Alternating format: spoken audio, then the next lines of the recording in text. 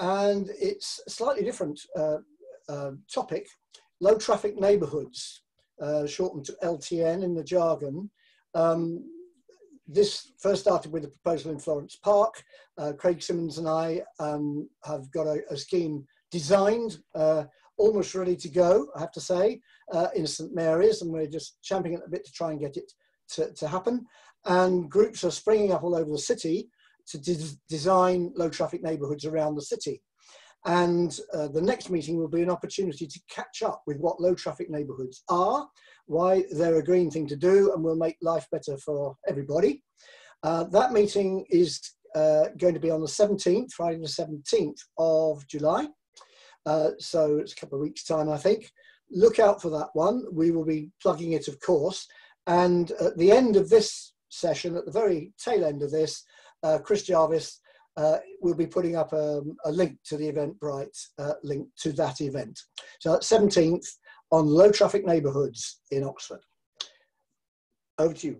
Thanks so much, Dick. Wonderful. So before Chris does begin, I just wanted to let you all know that you will have the chance to ask questions as well at the end, and some of these can be towards Chris, and they can also be towards our councillors if you're looking for like some very specific more kind of council related or local East Oxford related questions. And the way that you can do this is you can write, if you go to the bottom right hand of your Zoom, you'll see that there is a little blue box that says everyone, and if you click on that you'll be able to, there are a few names will appear. One of them will say Ellen, questions here. So if you could type in your questions either throughout and at the end of the session, Ellen will be able to collate those and then ask all of the questions kind of like together for Chris at 2 sections throughout the event. So yeah, please do send your questions into Ellen if you have questions. And but other than that, thank you so much again, and over to you, Chris. Thank you, Rosie, and it's a great privilege and pleasure to be here. As Dick mentioned, I've been a Green Party member on and off for the last 20 years, and I've stood in council and general elections. I ran into enormous problems because I said at one stage that I thought that we should be looking at nuclear power seriously, and that didn't go down well, and I had a brief period of divorce from the party after that. So that's the background to that meeting, which Dick jokingly referred to. I think I've got to share my screen, haven't I? Forgive me for always messing around on this. And hello also to those people who I know. I can see lots of names that I know. I apologise for not saying hello personally. Have I shared my screen successfully, Rosie? Yes. Yeah, okay, thank you. My recent book was referred to here. This is a book, a short book, not detailed, not analytic, saying how we could decide to move to a zero carbon economy within 10, 20, 25 years, before 2050, in other words. It deals with the main areas of emissions, and it's particular to the UK. It therefore looks at energy, it looks at food, it looks not in detail. It's, as I say, only 60,000 words long, and it's an attempt to give an illustration of a plan for the future that might just possibly work. And I hope it's embedded with green ideals all the way through. In particular, I stress throughout it that any form of successful green transition needs to equalise incomes, wealth inside British society. There are terrible problems in our society, and many of them result from the deep inequalities which we've allowed to develop over the last 3 or 4 decades. In this presentation, which is not intended to be very long, I deal specifically with the areas where I think it's possible that Oxford could do something important. Oxford as a city and as a region, Oxfordshire in particular. Now, I'll be arguing that many of the things that we should be doing nationally, we should be doing in Oxford, but because Oxford has a vibrant, active green community and a well-functioning political system, whatever we may think, I think locally, it is possible perhaps to imagine us being pioneers in this transition. I wanted to start first, please, with a short discussion of the areas that I'll therefore cover over the next 30 minutes or so. It would be nice to break halfway through and to have a conversation at that point about the things that have arisen. So I will ask if perhaps I can stop after the section on transport. Conscious, very, very conscious here that many of the people in the audience actually know a lot more about transport in Oxford than I could possibly do. So I'll be making some general remarks, which I hope spark conversation, discussion about how we in Oxford could indeed move towards a transport system that was A, good for people, and B, good for reducing emissions. First of all, then, energy supply. In the book, I say one of the key targets we need to aim for is what I call the municipalisation of utilities. One of the main obstacles to the move towards net zero across the UK and in some other countries, but not others, is the fact that we are the subject of the large multinational private equity owned utility companies that control and have a dominant influence over the way our energy system works. And I use as an example of the way we might choose to move as a country, the position in Germany, where 200 or 300 town-based utilities, Stadtwerken, provide a variety of energy and other services to their communities, cost competitively, profitably, with good employment conditions, pushing renewable energy. The largest of these ones is this one here this is the front page of the English language site, the Munich city utility, which does both heat and electricity, gas, water, baths, mobile phones, internet, and so on. Pretty much everything you can think of, which we would call the city infrastructure. It's hugely successful, very profitable, and delivers those profits back to the city of Munich, the people who live in the city and area of Munich. Not all of its energy comes from renewable sources, but it's moving in that direction. Its electricity, for example, comes from hydro in the Alps, it's obviously, Munich is pretty much on the edge of the Alps, but it's also interested in buying wind power from a new wind farm in Germany. In other words, it's not being parochial about this. It realizes that individual cities, individual states, indeed in Germany, Länder, cannot necessarily be fully self-sufficient. That might not even be the right objective. But it is an objective, obviously, to try and move to entirely renewable electricity. What we've got in this area, of course, and many of you will know far more about this than I do, is the project LEO, Low Energy Oxford, not Low Energy Oxford, excuse me, Local Energy Oxford, which looks at trying to make Oxfordshire more self-sufficient, dealing with all the problems that arise from the intermittent and variable nature of renewable electricity supply. This is done in partnership between SSE, one of those district utilities which I've just been so rude about, and with bodies like the Low Carbon Hub, of which Barbara Hammond is the leader. Many of you will know her and the work that she's been doing over the years with her colleagues to bring more renewable energy into the ownership of the community here in Oxfordshire. But it doesn't go quite enough, this, and it leaves the control of the energy utilities, particularly electricity, inside the hands of SSE. Indeed, the whole thing could be presented as a means of enabling SSE to remain the dominant influence over the structure of the energy networks in Oxfordshire and its local region. It certainly doesn't give back control. These proposals in here in Project LEO do not give back control to the people of Oxford or Oxfordshire. Indeed, it probably maintains it. Very good example. Recently, I serve on a community energy company which is intending to put a battery supply next to the Westmill wind and solar farms. We've been offered a quotation to connect that battery by SSE, and the connection has to go a long way according to them, several kilometres, which is greater than the cost of the battery itself. And in doing that, what it's doing is buttressing the role of long distance transportation of electricity. And the purpose of trying to move to an institution like the Munich Stadtwerke is to say, look, we can actually control these things better. We can create a local energy market. We can buy and sell inside that market. more and more effectively and cheaper if we don't have to do it through these huge district distribution network operators such as SSE in this region. So what might we do?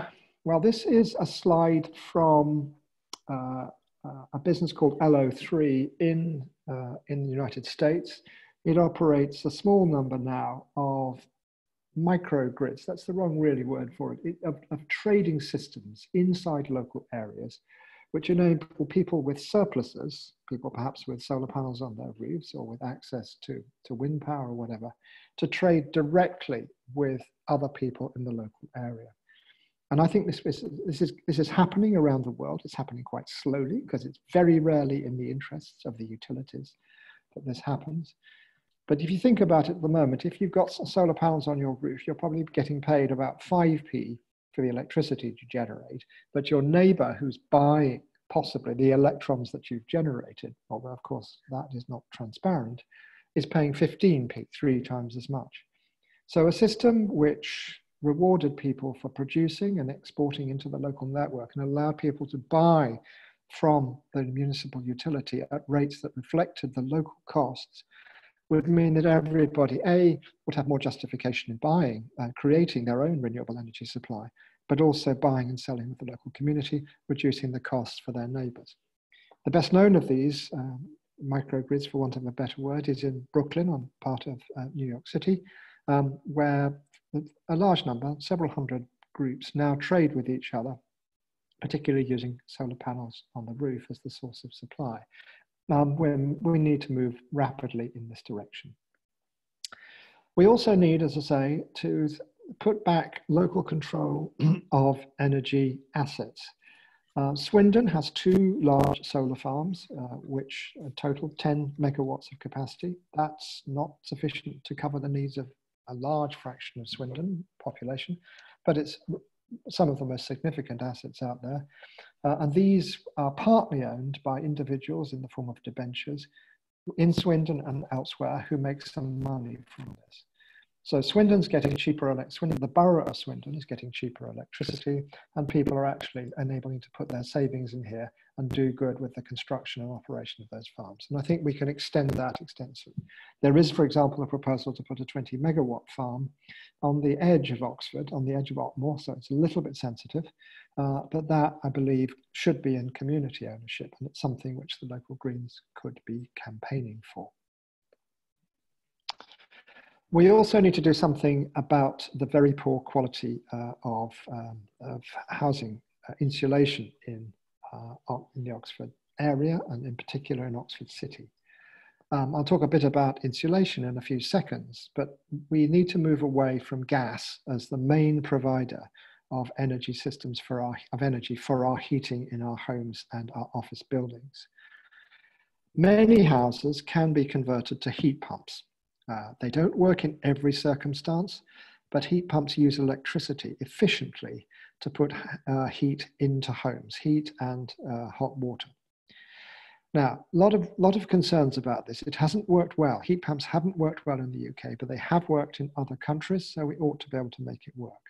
But in my book, I also try to make the case that we should possibly be thinking about moving to hydrogen as the gas in our gas networks. We can, in theory, at least within the next few years, move away from natural gas towards a system that's based almost entirely on hydrogen. And as many people will know, if you burn hydrogen, what you get out of it is water and nothing else. And you create that hydrogen with the surpluses of electricity that I believe the UK should be involved in generating.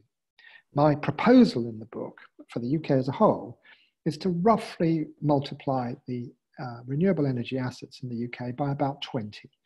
And that will cover the entire energy needs of the UK, not just electricity, but energy needs, the things that currently would be done with oil and gas. And we do that through the medium of hydrogen. That is to say, we convert electricity into hydrogen through electrolysis. It's a relatively simple and well-known process. And use that hydrogen either for heating on itself or for then conversion into synthetic fuels, which can do exactly the same job as, for example, aviation fuel or diesel for heavy vehicles. It's not a complete solution, but it nevertheless means that there's a very low carbon route by which we can make good use of the enormous resources of the North Sea and elsewhere to generate the electricity we need. But spoke a bit about insulation of homes, which is the second section here. Although there's been a lot of talk in the last 2 or 3 days about the importance of any form of Green New Deal focusing on improving the insulation quality of the British housing stock.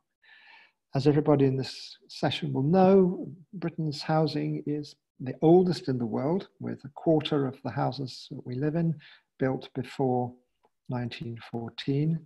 It's also some of the worst insulated in the high latitudes. It's worse than any other country in Northern Europe.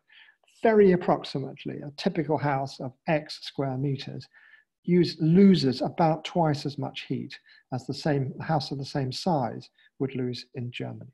That's costly for people. It's bad for health because it means that houses are often not kept at equal and stable and relatively high temperatures. And of course, it's bad for emissions. So what can we do about it? Well, we've tried over the last 20 years in the UK to all sorts of relatively small schemes for improving the insulation standards of our house. We've filled cavity walls, we've put more loft insulation in. To some extent, we've replaced windows, boilers, doors. But none of this has made a really significant difference. Despite the huge sums that have been expended on it, nothing really has changed very much. Typically, for example, if you do put cavity wall into insulation into a house, you'll reduce its gas consumption by about 5 or 6%. That's recent data from the government. And it leaves the house still very badly insulated by the comparison with our Northern European neighbours. Now, my proposal in the book is to say we need to do this on a whole house basis. We need to assume that we need deep refurbishment, as I call it, of most of the houses that were built particularly before about 1960. Here's an illustration of the way that might work. This is a row of social housing in Nottingham, which has been converted, made vastly more efficient by having solid wall insulation put on the front, solar panels on the top, new insulation, new windows. All this, by the way, was done, all this stuff was made in a factory and then shipped to the site, and the whole process took something like 3 weeks and could take less than that once they've got good at it. It's based on a technology which was developed in the Netherlands called Energy Sprong. And it's cut the bills of these people by about 90%. It's not quite passive house standards, but it's not far off it. And as you can see, it's also made the houses look much better. The 2 houses that aren't converted in that row weren't socially owned, they're privately owned. And of course, they now look nowhere near as nice as the houses that have been changed. And houses like this can be made almost energy neutral over the course of the year, and that's what's happening. It's been expensive so far, the experiments in the UK, but Nottingham is continuing to push it. And now that it's done in Netherlands, the costs of doing these whole house refurbishment, which push inefficient houses down to effectively net zero, has come down to around 40 to 45,000 euros. Still a lot of money, but a lot less in the long term than paying for the costs of the poor health and the high food heating bills and the carbon emissions that would otherwise come. When we build new houses, we've got to be more ambitious than that. Not only we've got to get them down to 0 net emissions, but we've also got to make sure that the embodied carbon in those houses is significant. That is to say, we've got wood and other organic materials in there which are storing carbon pretty much forever. This is an illustration of a proposed development in South Wales, which I think is a beautiful, very human-centered, and also embeds quite a lot of carbon in its construction and will be virtually carbon neutral in operation. And the whole of the world needs to move to that, but obviously 91% of our housing stock today will be still around in 2030. It's crucial that we move mostly on the old housing stock. And Oxford, of course, has a particular problem there with large numbers of old houses, badly insulated, and not much space to put solid wall insulation on them. It'd be very good to have a conversation about what we can do to improve things there. We can use wood much more extensively. And once again, here Oxford could be a pioneer. We're beginning to see around the world buildings that are many stories high being made out of a structure composed of wood. Doesn't sound possible, but actually modern wood techniques enable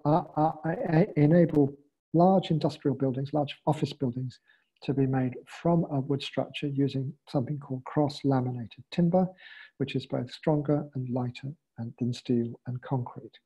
So good for the environment, also good for construction costs, and potentially also good for the maintenance of the city streets in which these buildings are to be found. Right, I'm going to just talk a bit about transport, and then we'll stop perhaps and we'll have a bit of a conversation. Now, this is obviously a live issue in Oxford, and I'm not pretending to be on top of it to anything like the same extent as your councillors here. But I do think it's worth looking at the experience of other cities around Europe that have moved towards a cycling and pedestrian approach to living in the city centres, and where in many places they've begun to move cars completely out of large portions of the city. On the left-hand side is an illustration of the bicycle stores at Utrecht station, one of the pioneers in this. There are 35,000 approximately bicycle points around Utrecht railway station, and they all look pretty much like this, much more pleasant than our very limited crowded places that we have in Oxford. Is it possible in Oxford? I certainly don't know that for a fact. But the important point is that the maintenance of Utrecht's bicycle infrastructure, although costly, for a period it was costing them 50 million euros a year, is now regarded as saving significantly on the public health costs in the city and region in which it represents. That is to say, once you get people more active, you get them more healthy and less demanding of the National Health Service than they otherwise would be. On the right-hand side, a photograph from the city of Pontevedra in northwest Spain, which was one of the first to move to zero cars a couple of decades ago. I can't remember exactly when it was, please forgive me. But the big thing that we've learned from all the cities that have moved or are moving to zero carbon to zero traffic around Europe is that nobody ever wants to go back to the way things were. Local life is improved, the population often returns to the center of these cities. Retail benefits, and of course, children, adults, and the like have a much more pleasant, pollution-free existence.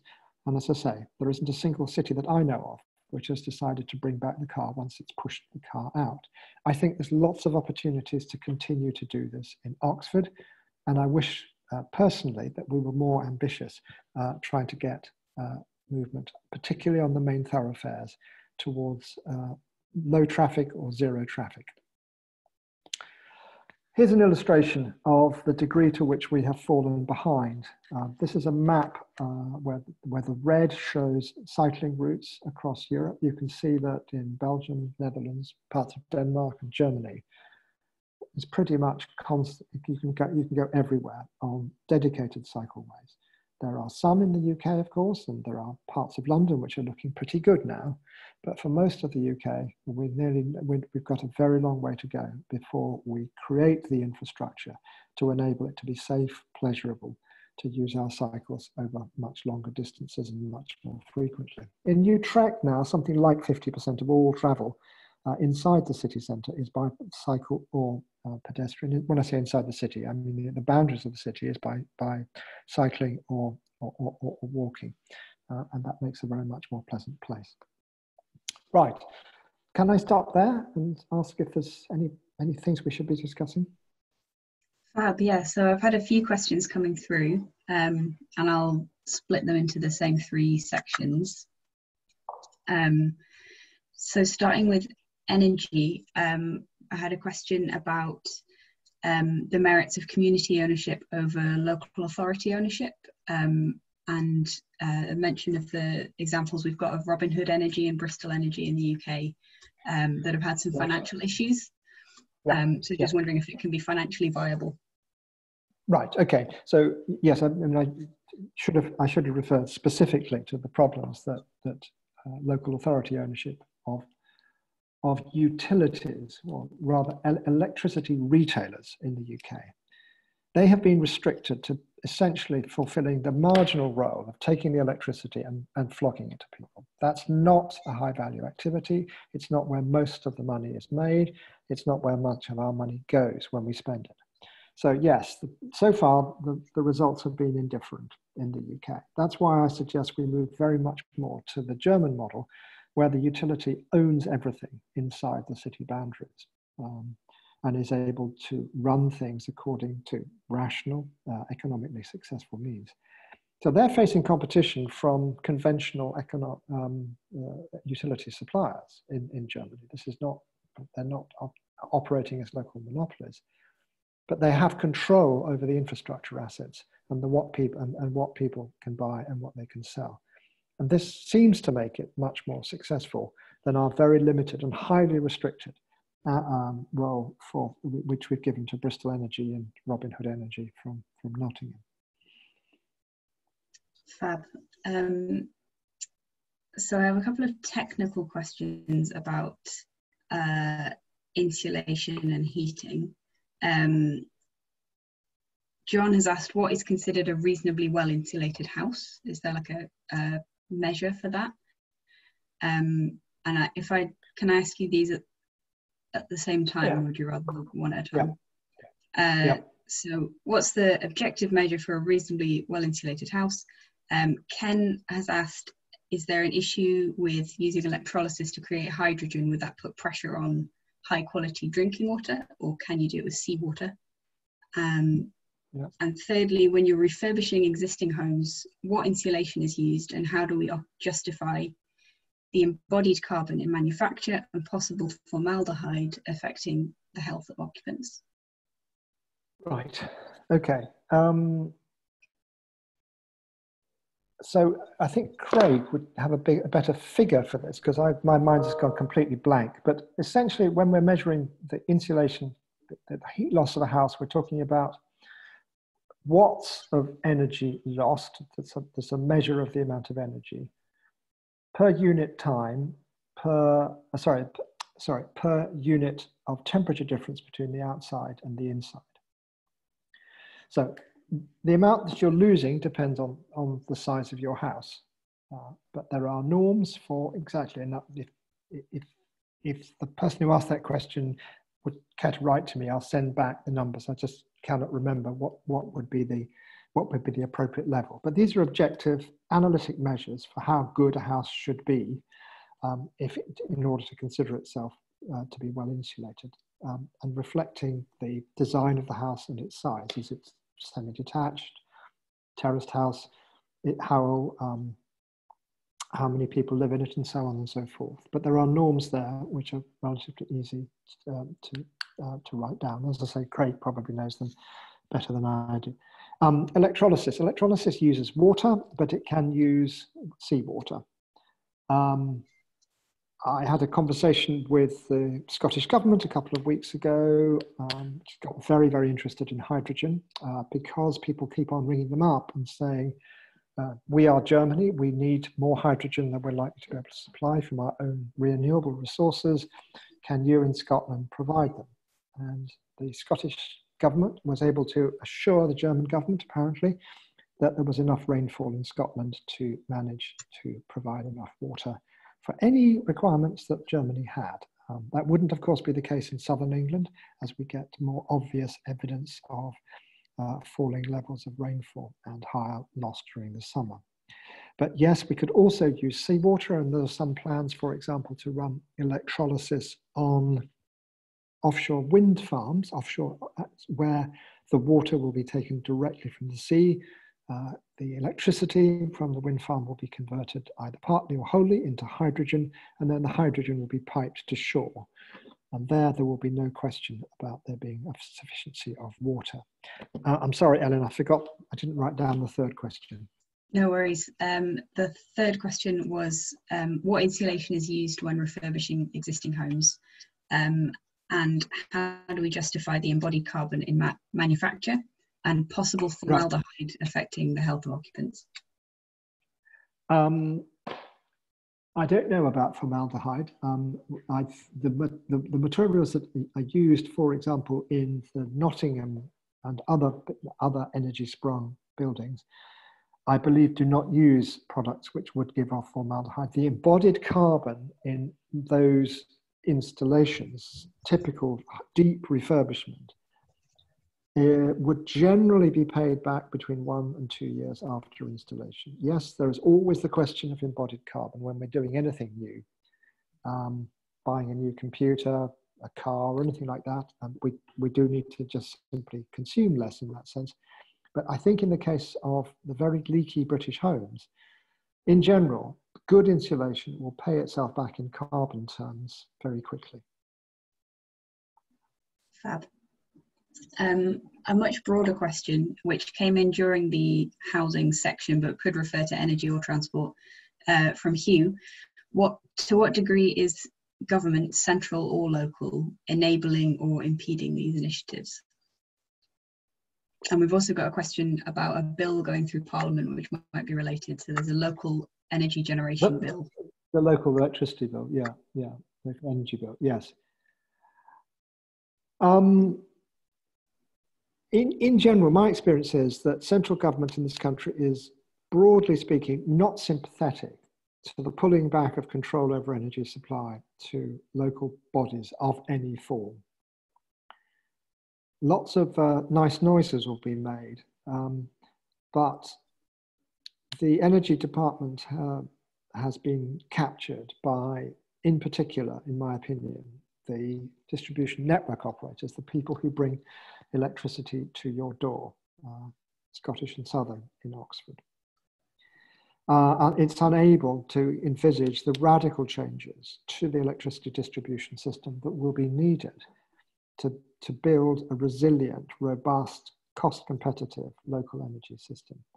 So my view, for what it's worth, and other people will have better opinions, is that we are still a very long way from persuading central government of the urgency of taking effective veto power off a small number of players in the energy market and putting authority back to local communities. But nevertheless, it's something we should definitely be aiming to do. Would you say that the local electricity bill is a good effort in that? It's moving in the right direction, isn't it? So basically, it would move towards a position where if I have too much electricity on my roof, coming from my solar on the roof, I can sell it to you. But it has zero chance of proceeding any further inside inside the current House of Commons, in my view. Yeah, that's the. So I'm sure we've all signed petitions. We've all written to our MPs on this, but the British government essentially is paralysed at the moment. This is not just because of the virus; it's because of the problems of dealing with leaving the European Union, and things that a relatively small number of things can be done by communities, but that shouldn't stop us trying. Absolutely. I think we'll stop the questions there for now to give you enough time to get through the last half of your talk. But keep sending them in to me, and we'll do another one of these in 15 minutes or so. Yeah. Okay. So I'll try and finish by about 25 past 8. If You'll have to reshare your screen again. Sorry, Chris, I put it down just for the questions so people could see us.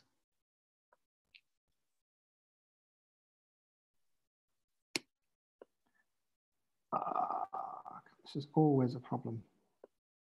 Sorry about this. No, sorry for stopping it.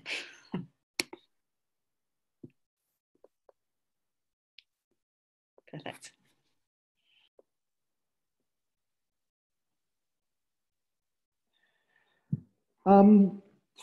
Food, as people in this audience will know, roughly 25% of global emissions are derived from food in one form or another. Of that, about 15% comes from livestock, 10% comes particularly from beef. So one of the crucial things we need to do as human society is move away from livestock cultivation with all the problems that arise, and move towards a diet which is more based upon plants. That means grains, of course, pulses. What could we do locally? I'll just have a couple of slides on this, if I may.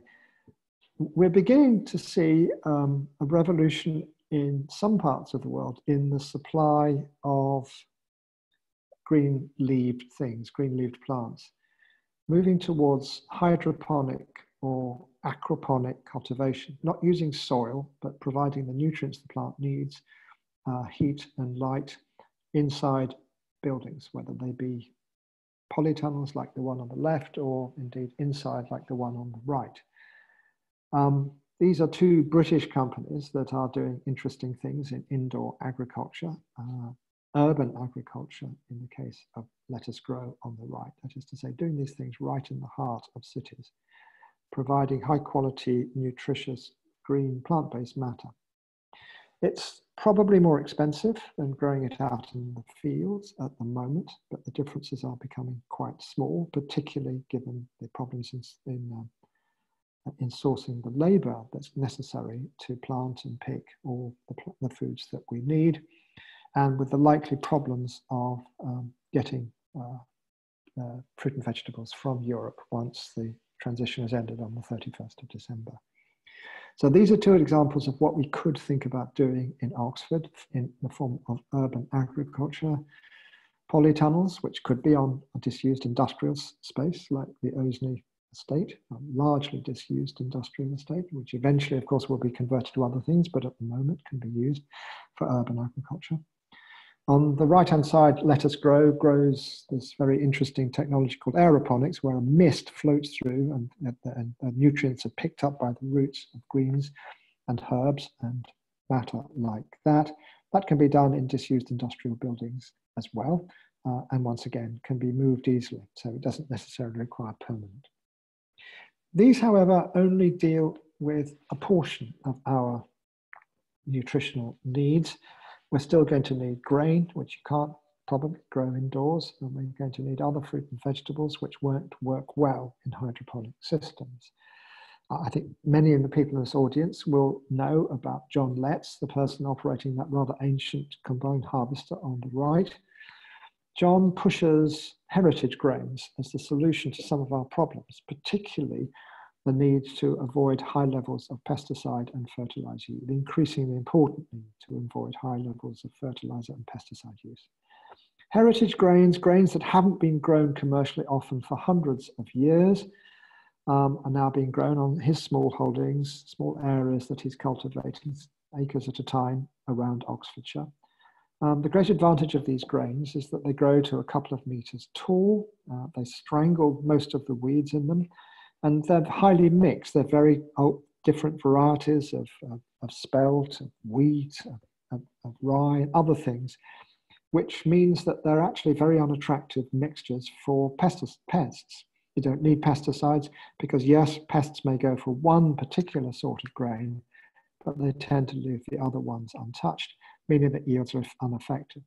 And John claims, I think with a lot of justification, that over the decades, his fields, which can be cultivated 2 years out of 3, give more yield of grain than a conventional industrial monoculture, which might fill most of the rest of Oxfordshire.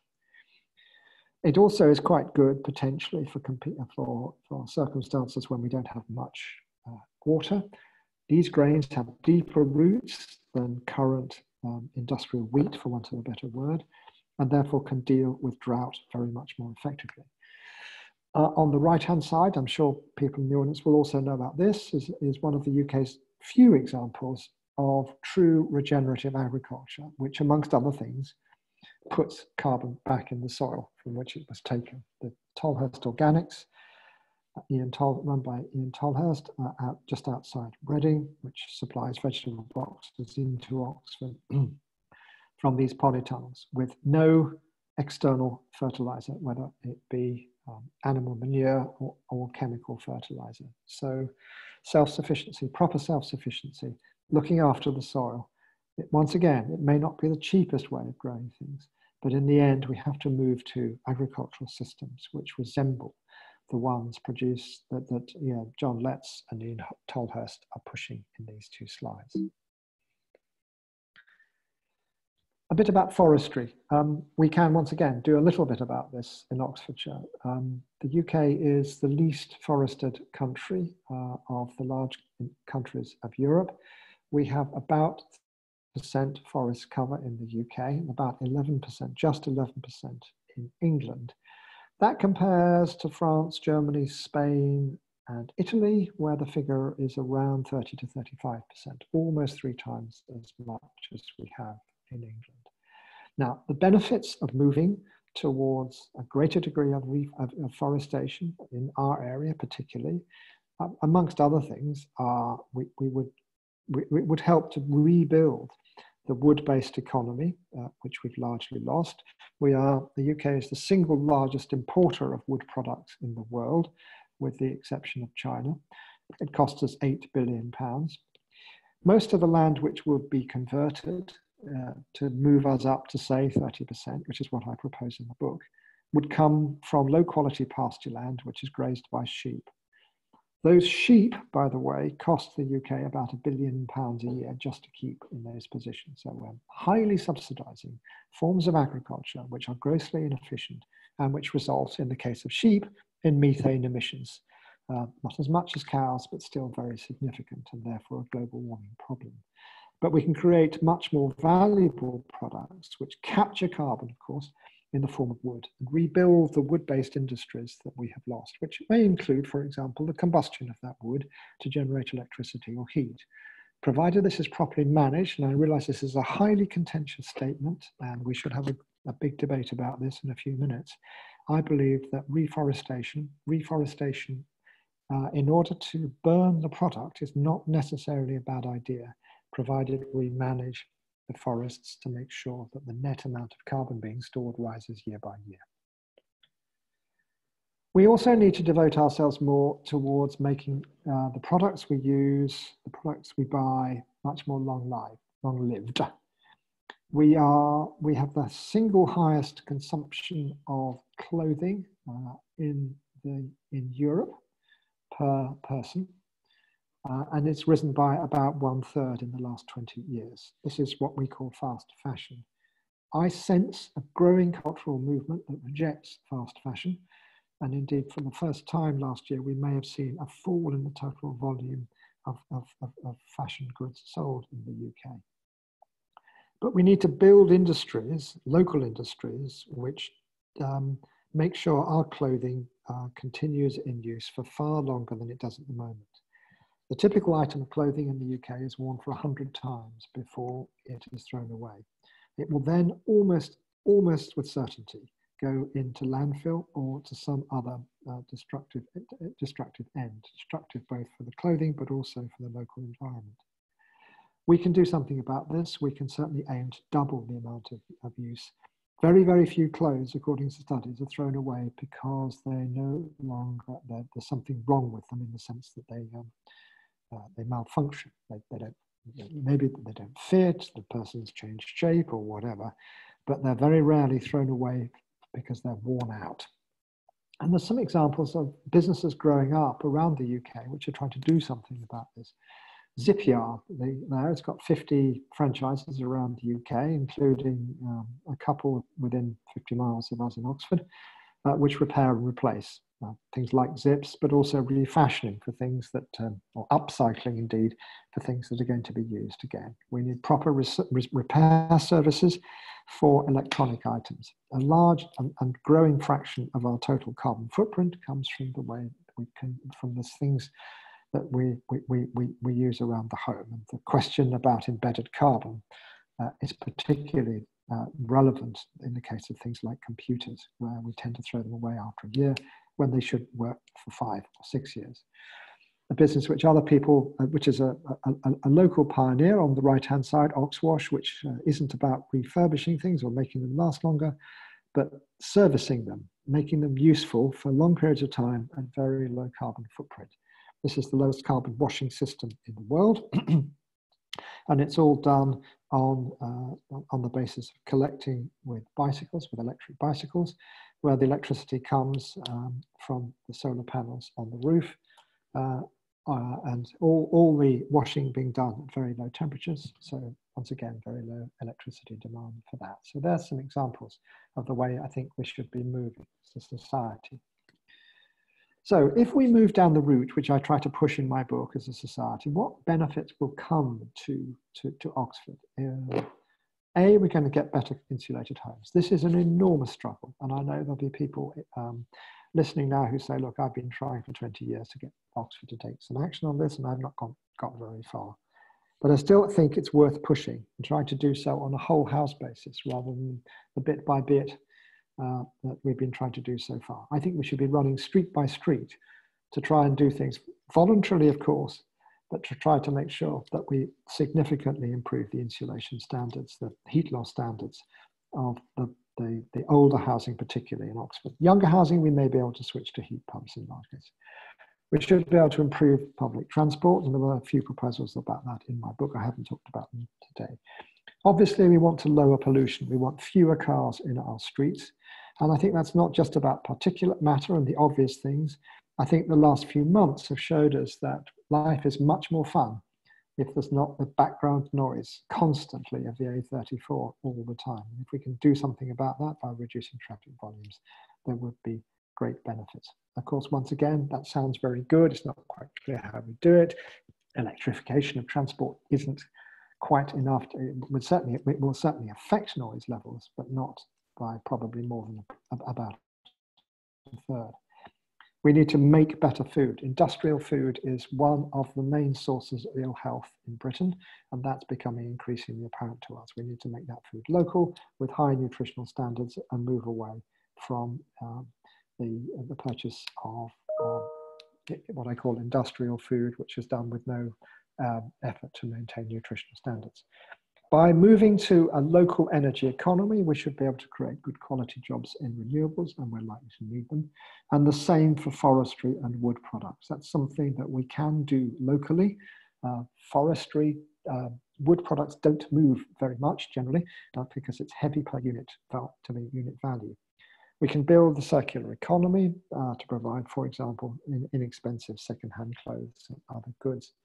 I'm not quite certain how we manage to do that at a local authority level, but we can certainly be encouraging by making the available very low cost, otherwise disused space close to city centres.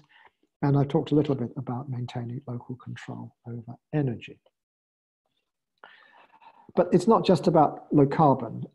I think we can expect that we'll get some health benefits right across the board from the kind of changes that I'm envisaging in the book that I wrote. It makes for more active lifestyles, it lowers pollution with huge impacts potentially on rates of cardiovascular disease. And if we reforest, particularly around Oxford, we may be able to get some benefits indeed from lower temperatures at higher, because forested areas are good at shielding and protecting from higher temperatures. And we have the highest winter mortality, excess winter mortality of any country in Northern Europe at the moment. That is to say, more people die in winter in relation to the numbers that die in summer here in the UK. And that's largely because of the very poor quality of our housing stock. So it's not just carbon emissions we should be worrying about. We need also to think about the impact on health from moving to a more sustainable economy.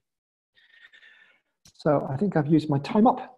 That's the book. It's available very cheaply at the moment on Kindle if anybody would like to buy it. And it's a brief and I hope easy to read illustration of the sort of things the UK could be doing, some of which we've talked about in the last hour. Thank you so much, Chris. That was really, really useful. Got a little silent Zoom round of applause for you. I feel like you just took us through sort of the building blocks of society and told us how to fix them all one by one, which is incredible. So we have some more questions. Let's see where to start. They all came in a rush at the end there. We have a few questions left over on housing and insulation. James is asking, who should one approach for deep refurbishment of old houses? Or have you got a source of more info for someone in Oxfordshire? The first place I'd go would be to Energy Sprong UK, which last time I looked was in Milton Keynes. So that's it's a Dutch word, ENERGIESPRONG, and what it wants to do is do large projects using similar housing under the control of housing associations. It's not, I'm afraid, interested yet in doing one by one, but in order, it just needs to build up the base of expertise. It's much cheaper to do things if you do 10 houses at the same time than if you do one. But I think Oxfordshire should be interested in getting some pilot projects on houses that would otherwise probably require to be knocked down to meet modern insulation standards, to meet the requirements that social housing now has for moisture control and things like that inside houses. But they're doing it on the largest scale than anybody else in the UK, or sorry, across Europe. Still early days though. And Dick has asked about the possibility of retrofitting insulation in a city where half the population are renters. What do landlords think about this, and can we incentivize them to change their houses? Yeah, we're not going to persuade them for positive reasons. We simply have to ensure that the standards that they have to live by, they are forced to live by. But more generally, I think Oxford City Council ought to be pressurising for major improvements in the real standard of heat loss in houses. There's the measurement system for heating loss insulation standards in British housing. The SAP system is extremely imperfect, and we need to actually measure more carefully actual heat loss before giving people the authority to rent buildings out. So it's not a very precise answer, but I'm afraid this is the stick that needs to be used here and not the carrot. I don't see many private landlords responding well to carrots. Yeah, great. A couple of questions on food. Firstly, what do you mean by industrial food, and why is it a major source of ill health? When I say industrial food, I'm sorry, I'm sort of translating from the French. French are particularly vituperative about this. Any form of processed food, in general, has had things done to the food which reduce its nutritional quality and introduce elements to the food which are inimical to the maintenance of long-term of good health. So I'm sorry, I'm being too direct and making too many contentious statements here, but I believe we need to move almost entirely away from any form of processed food for the maintenance of health, but also for the minimization of carbon emissions. And I think inevitably the world will have to move to a close to vegan diet if we're to get to net zero by 2050.